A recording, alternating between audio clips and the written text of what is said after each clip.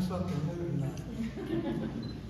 Distinguished guests and my fellow citizens of Opelika, tonight as I stand before you to deliver my final State of the City address, I do so with a heart full of gratitude and hope.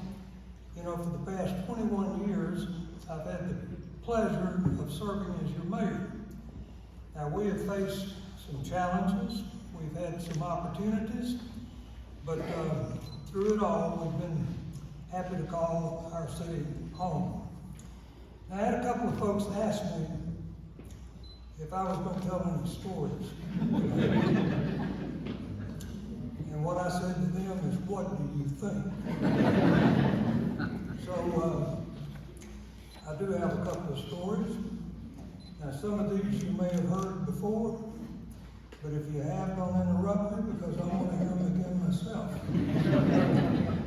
Now, the first story, and it's a true story, a farmer had 5 female pigs.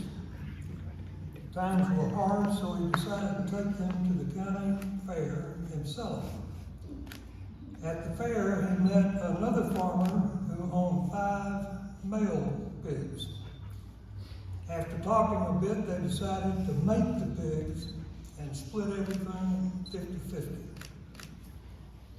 Now, the farmers lived 60 miles apart, so they decided to drive 30 miles each morning and meet up and let the pigs get in the field and mate. So the first farmer with the female pigs got up at 5 a.m. He loaded the pigs into the family station wagon. That was the only vehicle he had. And he drove 30 miles while the pigs were in the field mating. He asked the other farmer, "How will I know if they're pregnant?" The other farmer said, "If they are lying in the grass tomorrow morning, they will be pregnant. But if they're in the mud, they're not."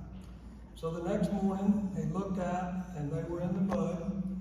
So he washed them off and put them in the station wagon and headed and met the other farmer. Well, this goes on for a week. And it's getting kind of old. And so the farmers were really kind of worn out. So the next morning, one was too tired to even get out of bed. So he called out to his wife, "Honey, would you look outside and tell me if the pigs are in the mud or in the grass?" "Neither," she yelled. "They're in the station wagon." But I was blowing the horn.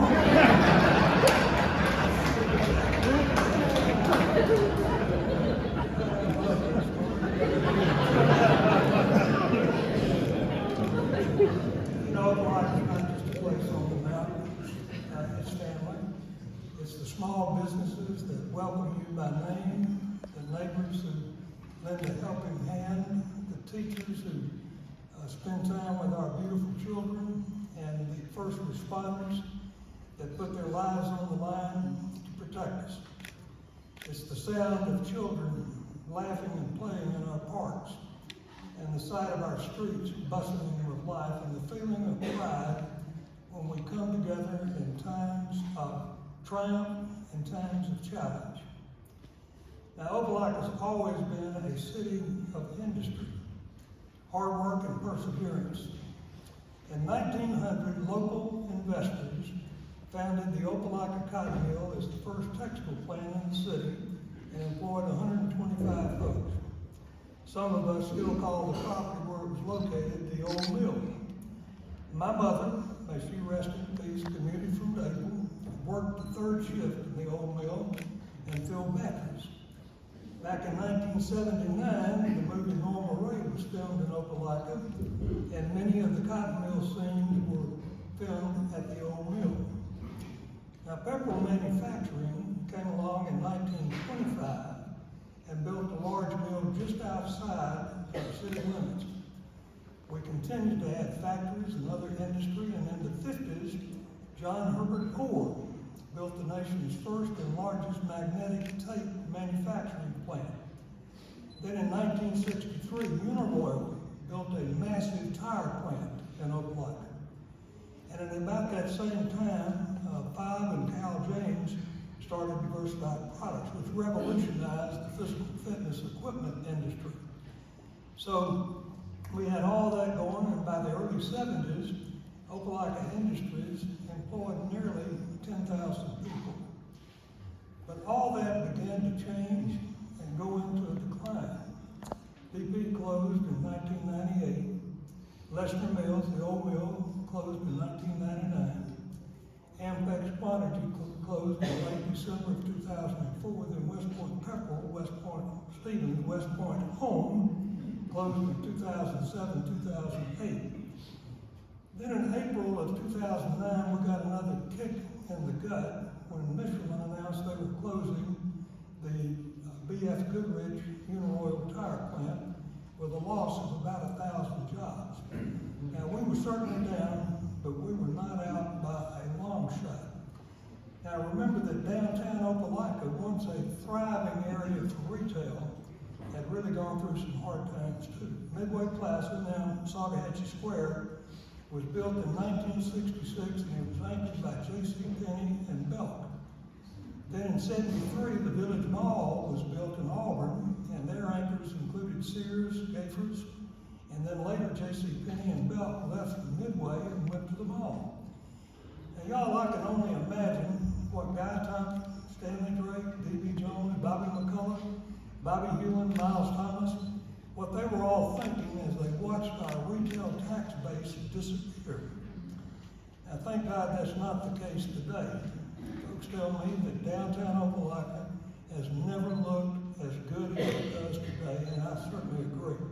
And let's give credit to Mayor Bobby Freeman and Mayor Barbara Patton for getting that started with help from our early Main Street directors, namely Lynn Hammond and Ann Cannon.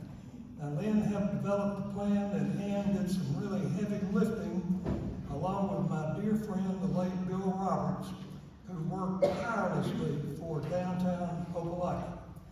And others, like Pam Powers Smith, who was with Main Street, then with the Chamber, and worked so hard and did an exceptional job making our historic downtown area a very, very popular place. And of course, I appreciate entrepreneurs like John Marsh, Dick Hillier, Richard Patton, Race Cannon, and many others for the investment that they've made, which has helped make our downtown the heart and soul of our city.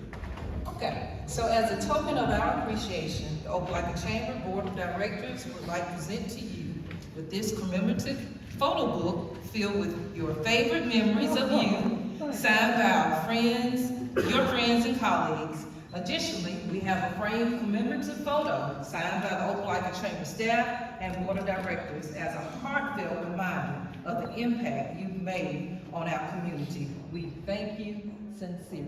Thank you.